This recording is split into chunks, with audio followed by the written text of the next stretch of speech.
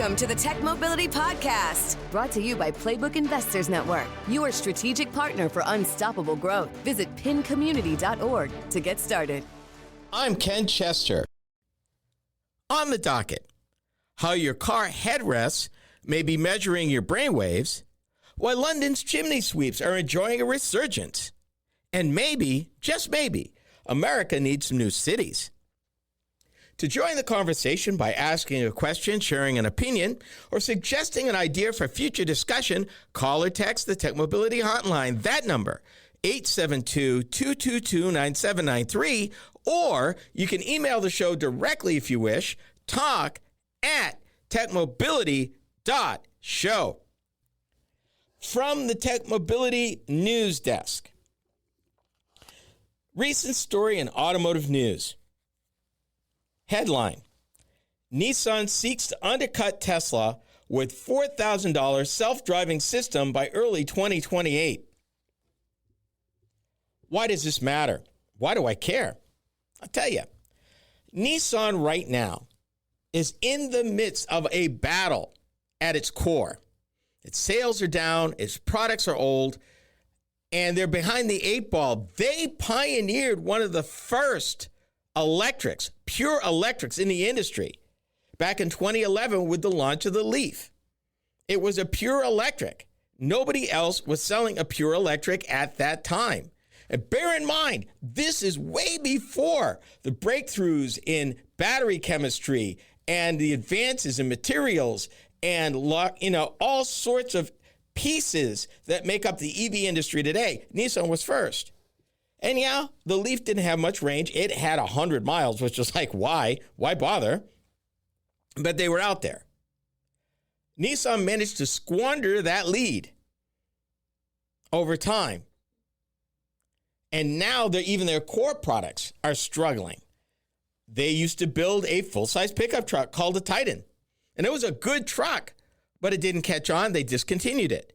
Nissan was also in the commercial van business, the full-size van business, at one time on that same platform. And it built full-size commercial vans in the United States for a minute. They're out of that business too. They're trying to bring back the Xterra, which, if you don't remember, was kind of a funky kind of crossover, was sort of rugged in a weird sort of way, kind of narrow. They sold it for a while. They don't sell it now. I bring all this up because Nissan has not overcome its primary challenges in the marketplace. Yet they are trying to leapfrog Tesla with a self-driving system, and they do have one. But I'm just skeptical if this is the best use of their money right now. The article says that the Japanese automaker is developing a hands-off, eyes-on system modeled after Tesla's supervised full self-driving with no geographic restrictions. And I wonder what that means. I wonder if it could function, I don't know, in case of a blackout. Ask Waymo about that. We covered that last week. They quote that there's a renewed interest in the company to have a truly capable self-driving system. Nissan expects the first vehicles with its artificial intelligence-powered next-generation ProPilot system to initially arrive in Japan and North America. Well, 2028 is a peculiar year because there are other automakers, Ford to name one, that is expecting to have hands-free self-driving systems in the marketplace that model year. Nissan's not alone. So whatever Nissan is planning for that, without compelling product, it may not be enough because, as always, the big boys never stand still. Nobody's waiting around for Nissan to leapfrog anybody. Everybody's going full steam ahead. And I think what we're seeing is Autonomy 2.0. 10 years ago, 2018, 2019, towards the end of the last decade, there was a big push towards autonomous vehicles. Everybody thought that we would be all autonomous by now. We'd have robotaxis all over the country by now. All of that would be kind of average thing.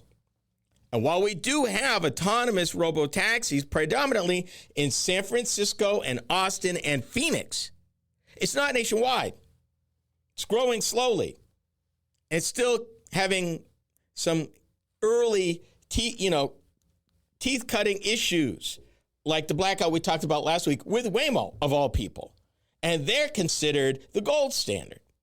But yet a blackout disabled their vehicles because they could not navigate intersections that no longer had working traffic lights. And the vehicles didn't know what to do, and they stopped. Here's something else to consider. We do not currently have federal laws that regard full autonomous driving relative to passenger vehicles. Waymo, Tesla, these two companies, they're operating on a waiver from the government. This is not law. This is a waiver within geo-fenced and very specific rules that they're following right now.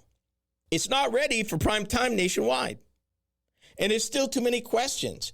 How are these, if they get en masse at volume, going to deal with the rest of us who are still driving?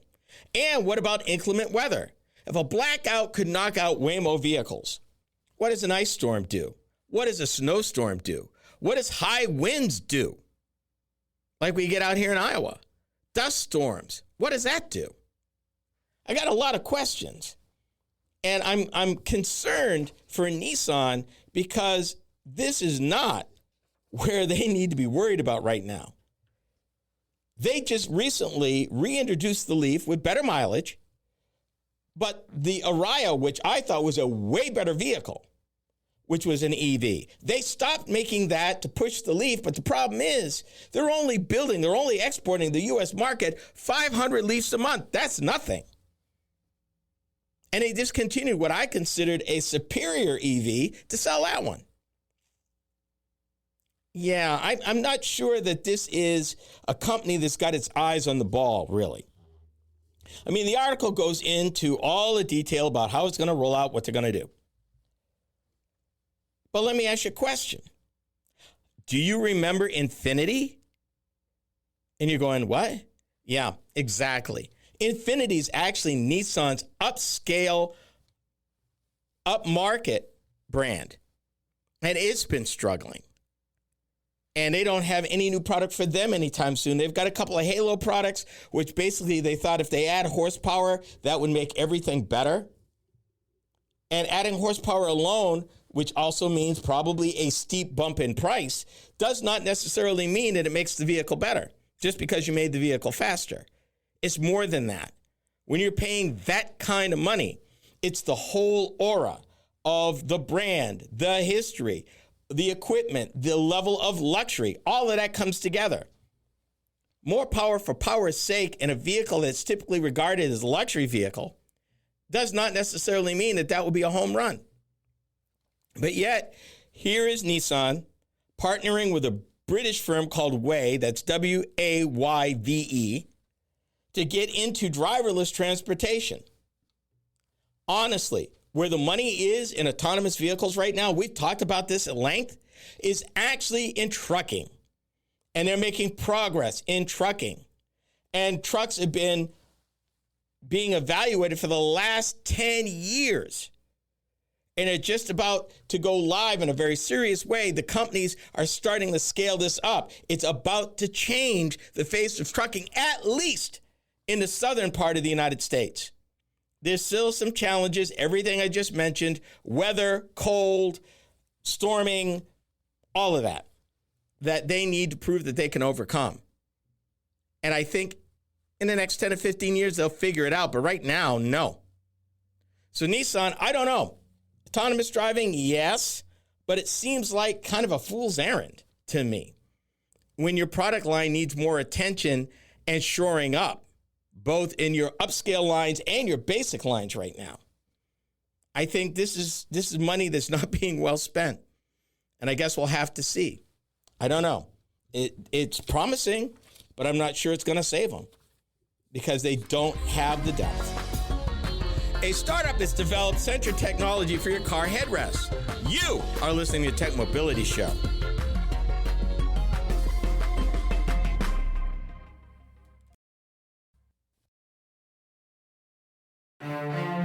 business, opportunity doesn't wait, and neither should you. At Playbook Investors Network, we connect visionary entrepreneurs with the strategies, resources, and capital they need to win. Whether you're launching, scaling, or reimagining your business, our network turns ambition into measurable success.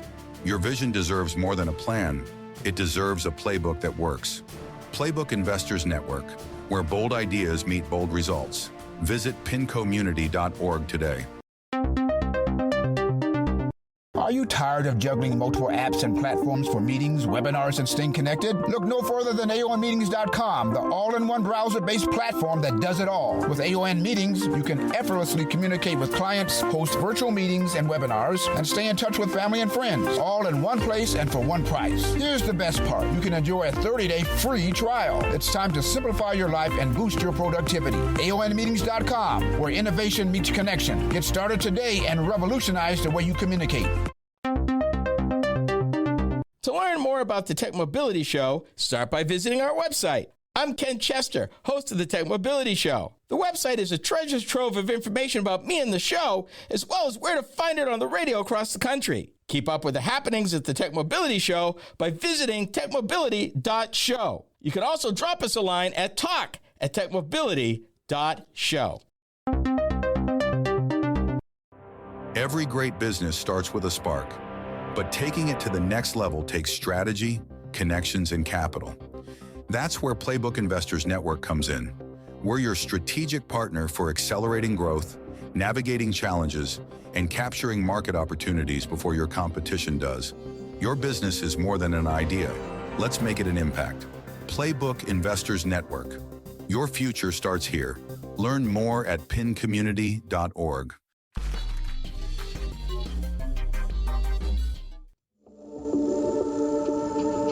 Electronic four-wheel drive. Vehicle stability assist with traction control. And an available navigation system with off-road tracking.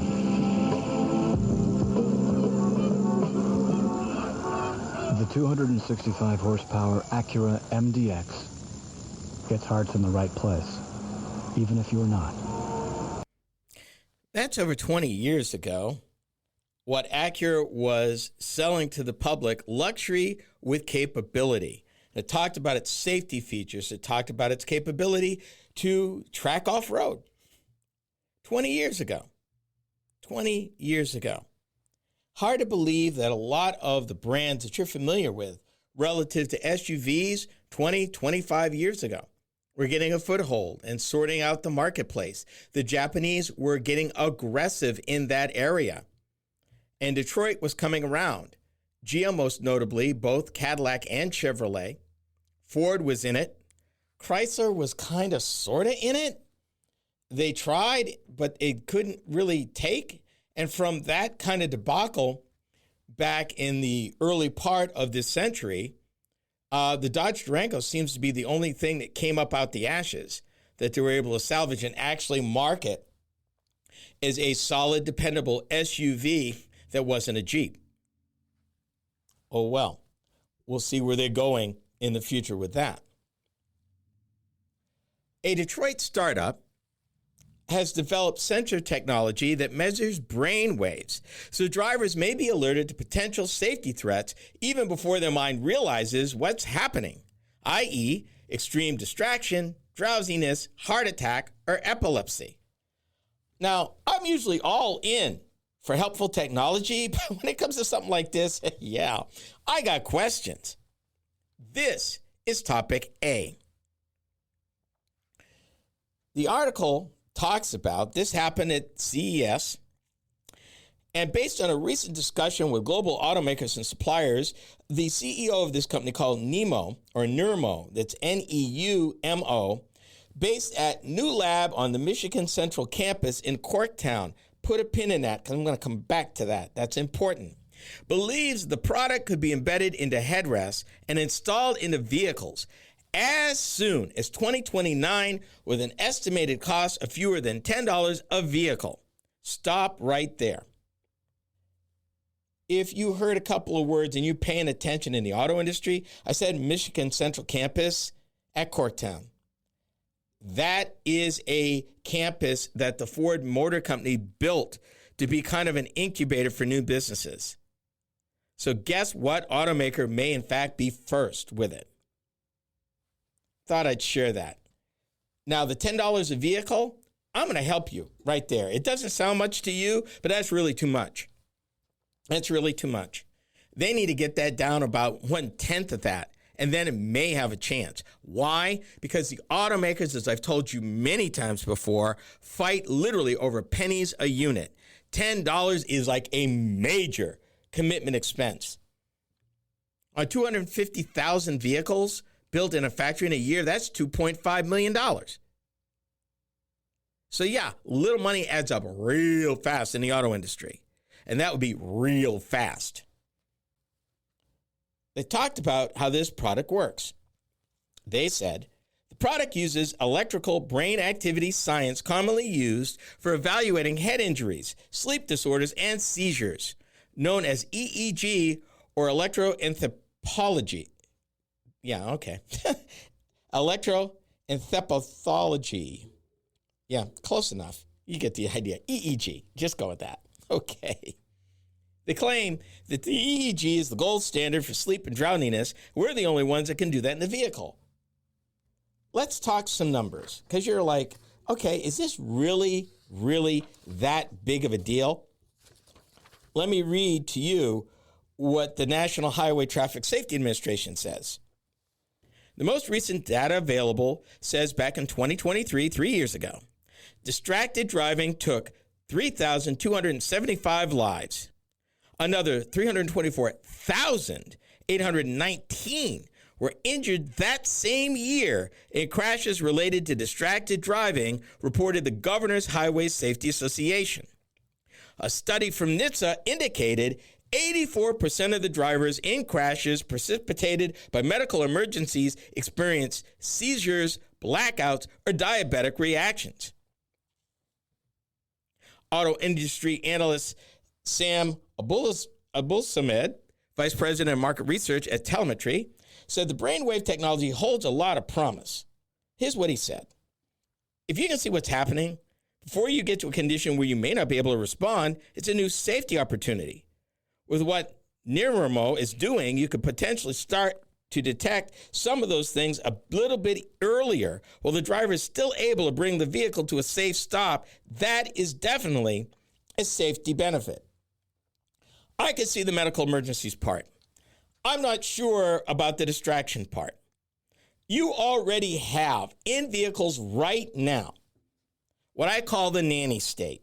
You've got vehicles that are looking at the driver. It's studying your eyes and it's responding.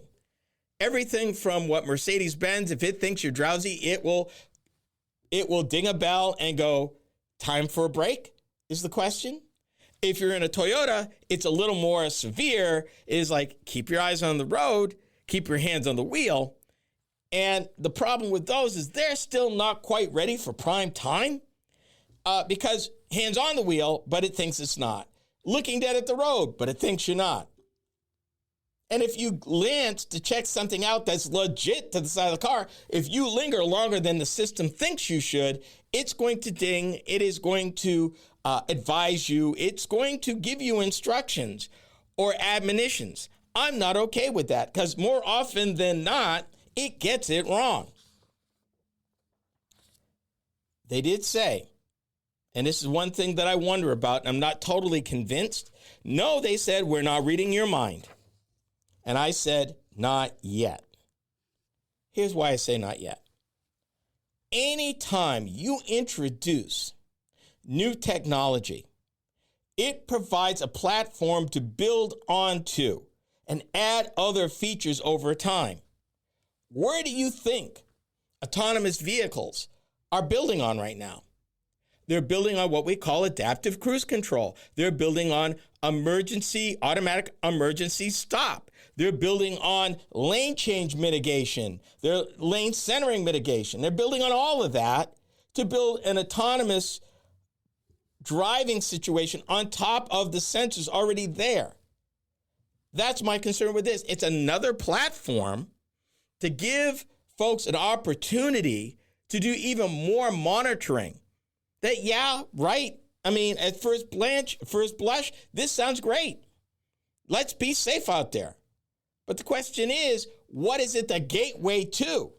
That's my question. And at what point does safety for safety's sake be TOO? When is it too much? When is it too much? I'm all for safety. I am. But we're getting to a point, at least even in my estimation, where this might just be a step too far. It's too much. I mean, the vehicle is getting too much. Where is my privacy? And how do I know outside of regulations where this data is going, who's using it, and for what purposes? Think about that. Do you know what a chimney sweep is? The vintage career is enjoying a resurgence in London. This is the Tech Mobility Show.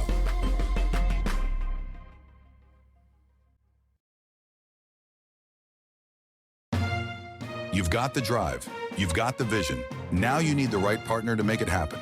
At Playbook Investors Network, we power ambitious leaders with the tools, insight, and investment connections to move faster, grow stronger, and lead markets. We're more than advisors. We're your co-pilots in success. Because in business, standing still is not an option. Playbook Investors Network, fueling ambition, delivering results. Visit pincommunity.org. Did you know that Tech Mobility has a YouTube channel? Hi, I'm Ken Chester, host of the Tech Mobility Show. Each week, I upload a few short videos of some of the hot topics that I cover during my weekly radio program. I've designed these videos to be informative and entertaining. It's another way to keep up on current mobility and technology news and information. Be sure to watch, like, and subscribe to my channel. That's the Tech Mobility Show on YouTube. Check it out.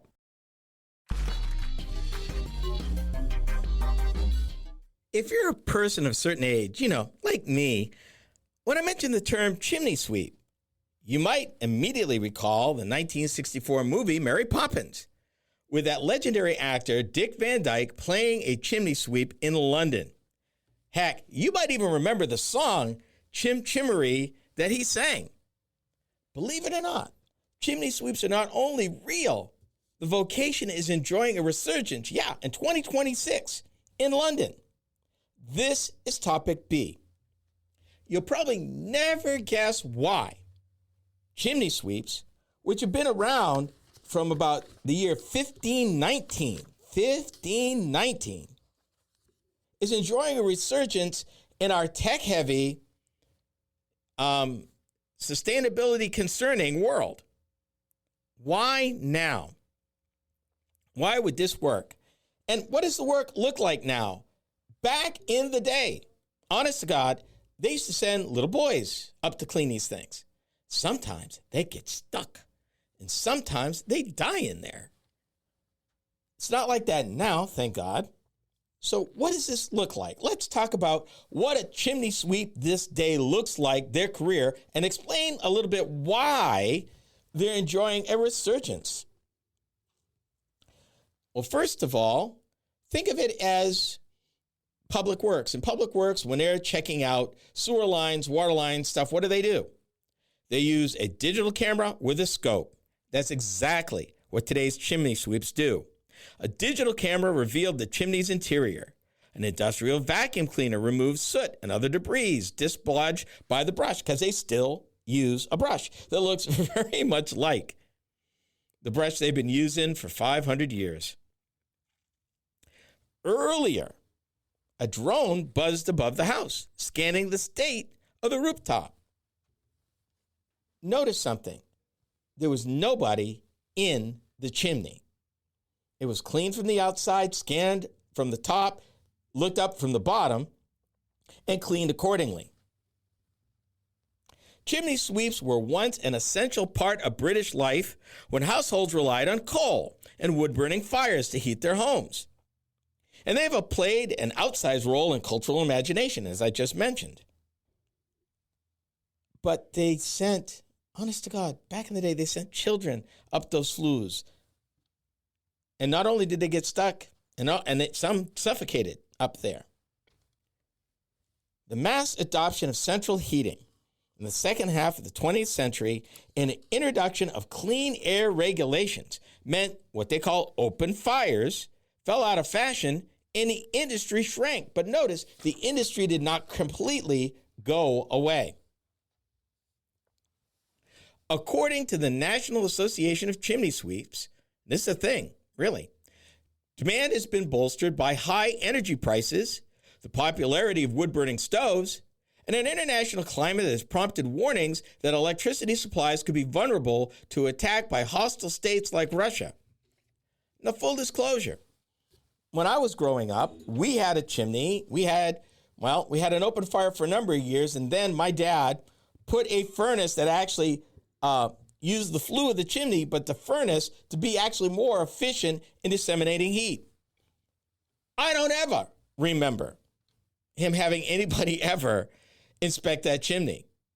And the reason why that can get serious if you don't is obviously wood, depending on how dry it is, has pitch and tar. That pitch and tar would get burned, coats the inside of these chimneys. And sometimes, if not maintained, they can catch fire. And you can have a chimney fire, a literal chimney fire in the chimney.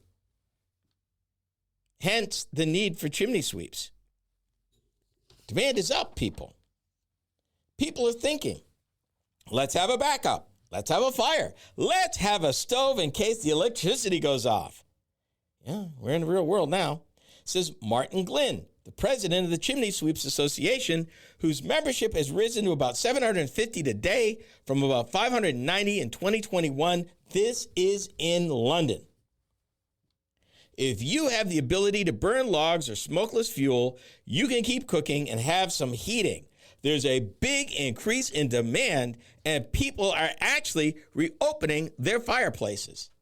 And that reminds me, I had a studio apartment in Boston when I was a freshman in college on Beacon Hill.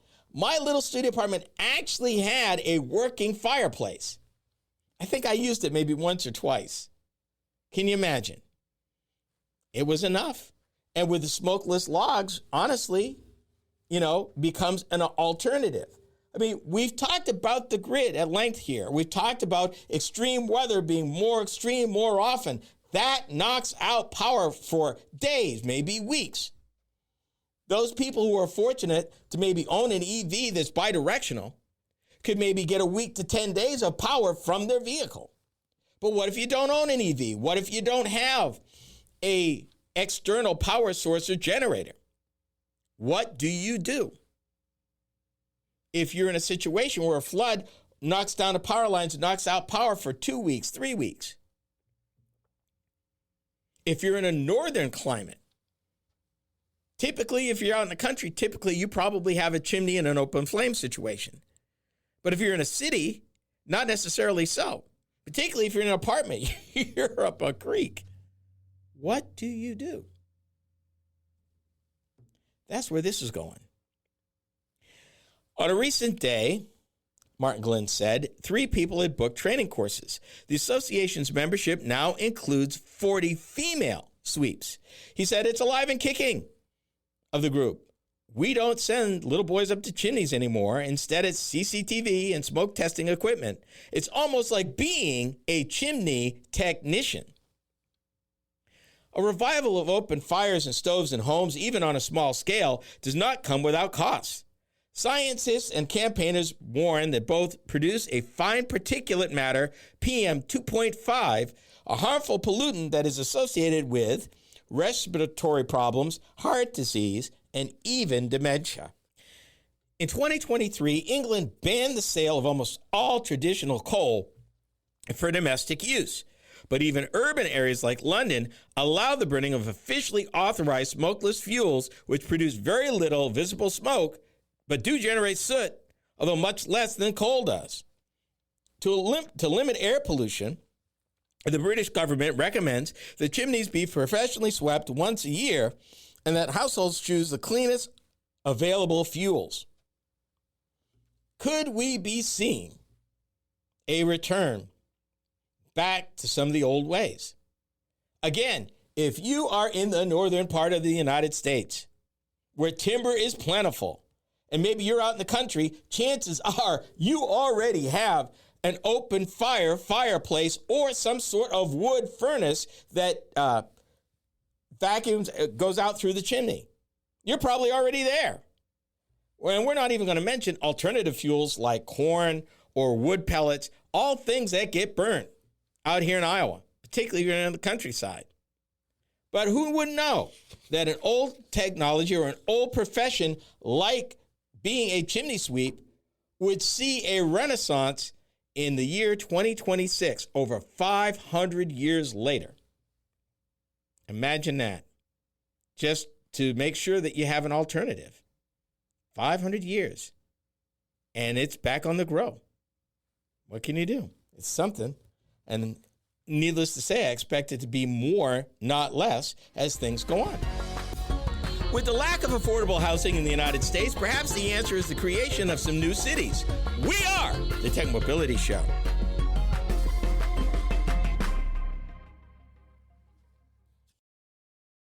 Are you tired of juggling multiple apps and platforms for meetings, webinars, and staying connected? Look no further than AONmeetings.com, the all-in-one browser-based platform that does it all. With AON Meetings, you can effortlessly communicate with clients, host virtual meetings and webinars, and stay in touch with family and friends, all in one place and for one price. Here's the best part. You can enjoy a 30-day free trial. It's time to simplify your life and boost your productivity. AONmeetings.com, where innovation meets connection. Get started today and revolutionize the way you communicate. To learn more about the Tech Mobility Show, start by visiting our website. Hi, I'm Ken Chester, host of the Tech Mobility Show. The website is a treasure trove of information about me and the show, as well as where to find it on the radio across the country. Keep up with the happenings at the Tech Mobility Show by visiting techmobility.show. That's techmobility.show. You can also drop us a line at talk@techmobility.show. In business, opportunity doesn't wait, and neither should you. At Playbook Investors Network, we connect visionary entrepreneurs with the strategies, resources, and capital they need to win. Whether you're launching, scaling, or reimagining your business, our network turns ambition into measurable success. Your vision deserves more than a plan. It deserves a playbook that works. Playbook Investors Network, where bold ideas meet bold results. Visit pincommunity.org today. Did you know that Tech Mobility has a YouTube channel? Hi, I'm Ken Chester, host of the Tech Mobility Show. Each week, I upload a few short videos of some of the hot topics that I cover during my weekly radio program. I've designed these videos to be informative and entertaining. It's another way to keep up on current mobility and technology news and information. Be sure to watch, like, and subscribe to my channel. That's the Tech Mobility Show on YouTube. Check it out. Throughout its history, America has always had its share of company towns, those communities that were developed and or grew up around single prominent industry located within its borders. After the Second World War came the planned communities, everywhere from Levittstown in Pennsylvania to Reston in Virginia, a planner's attempt at some sort of suburban utopia. Facing the challenge of housing affordability in so many different parts of the country, maybe it's time to think about creating some new communities to address the problem. This is topic C. The average American settlement across the country has certain things in common over time. One, it was near a water source or some sort of falls or dam or lake. Why? Because water provided sustenance and moving water provided power to power plants, whether they be grain mills or lumber mills or whatever. Always go across the country. As a result, in the early days of most of our cities and towns, they kind of grew willy-nilly, depending on their importance to the area, whether or not railroad came to them or not, their ability to get into or out of, and the proximity to other cities and towns. And our whole country's grown that way. And you find that, honestly, east of the Mississippi River is pretty condensed. West of the Sierra Nevada, along the Pacific coast, again, pretty condensed. But here in the upper Midwest, not so much. In Iowa, we've got 99 counties, roughly, millions of acres of land. Our density is barely 5 people an acre. and 3.1 million people. Massachusetts is probably 1/3 the size and has 2 million more people. If you go west, Wyoming, Colorado, Utah, fewer folks. Montana, fewer folks. We battle with affordable housing, but that's superimposed upon if you grew up in a certain place, if your family's there, if your heritage is there, if you go back a few generations. There may be affordable housing 3 towns over if you're willing to go and start over in the next state. But it means starting over, and I mean starting over. And you know what happens if you've got teenagers. I mean, that's like the end of the world for them, to root up their whole social system and everything. Look for a new job, new neighbors, new neighborhood, new way of doing things. We have pockets of affordability. The problem is where those places are not close to the jobs and vice versa. Where the jobs aren't normally affordable because everybody's going there to work. And all the housing within 50 miles is taken and bid up. What do? You got areas of the country extremely affordable, but no way to make a living. And other parts of the country where you can make a great living, but you can't afford to live there. What they are looking at now is perhaps a resurgence of the planned community. There's a few groups out there trying to pull it off, and their whole argument is that this would actually be planned from the ground up to address all the problems of the typical city or town. You wouldn't have the same planning issues. You wouldn't have the same problems of where to put industry as opposed to where to put residential, and to make it fair and make it affordable so that people will have a chance to own something or live decently. Question is, it's a big deal. And for the land that people are buying out in the middle of nowhere, not everybody's in favor of suddenly having 200,000 or 300,000 new neighbors. They moved out there for a reason, because nobody else is out there. And this is the kind of give and take. Measure against all of this the fact that rural America has been fighting this battle for decades. There's a lot of great rural communities, but they're shrinking. You've got the traditionalists that say, you know what? I like our small town the way it is right now because it's always been this way and I want it to stay this way. But the local grocery store is closed. The local variety store has closed. You now have to go an extra 30, 40 miles for medical care. If you're lucky, maybe you still have an urgent care facility in town, but their hours are limited, not like the hospital. And God forbid, if your new bride is in labor. We got that problem in Iowa right now, where now you've got to travel even further. So how do you bring this into balance?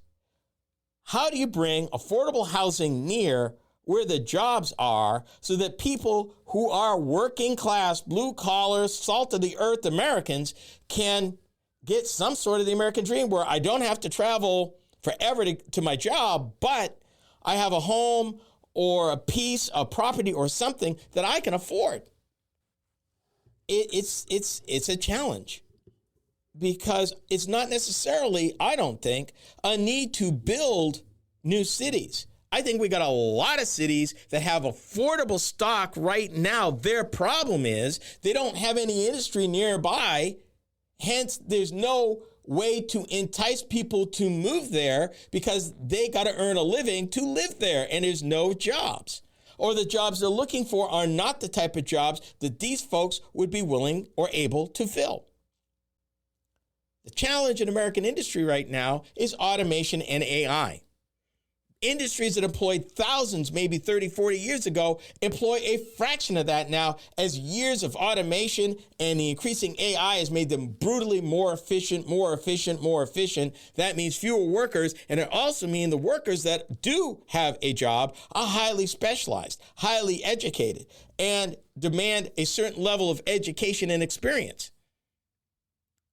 Those folks don't have a problem with affordable housing. They make enough money to pretty much live where they want to.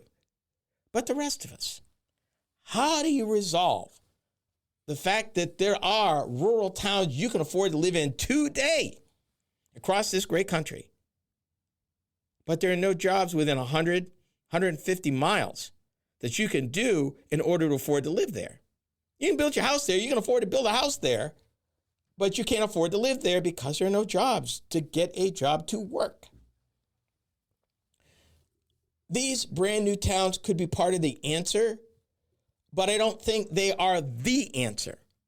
I think the answer is in all these cities and towns. We need to find a way to bring some sort of reasonable, realistic employment back to rural America so that affordability and having a job and living in the same town you work in would be a thing again. Hasn't been for a long time.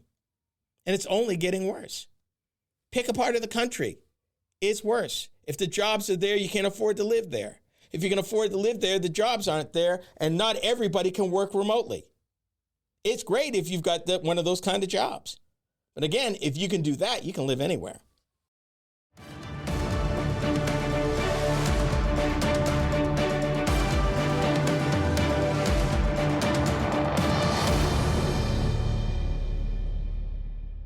This is the Tech Mobility Podcast. Every great business starts with a spark, but taking it to the next level takes strategy, connections, and capital. That's where Playbook Investors Network comes in. We're your strategic partner for accelerating growth, navigating challenges, and capturing market opportunities before your competition does. Your business is more than an idea. Let's make it an impact. Playbook Investors Network. Your future starts here. Learn more at pincommunity.org. To learn more about the Tech Mobility Show, start by visiting our website. I'm Ken Chester, host of the Tech Mobility Show. The website is a treasure trove of information about me and the show, as well as where to find it on the radio across the country. Keep up with the happenings at the Tech Mobility Show by visiting techmobility.show. You can also drop us a line at talk@techmobility.show.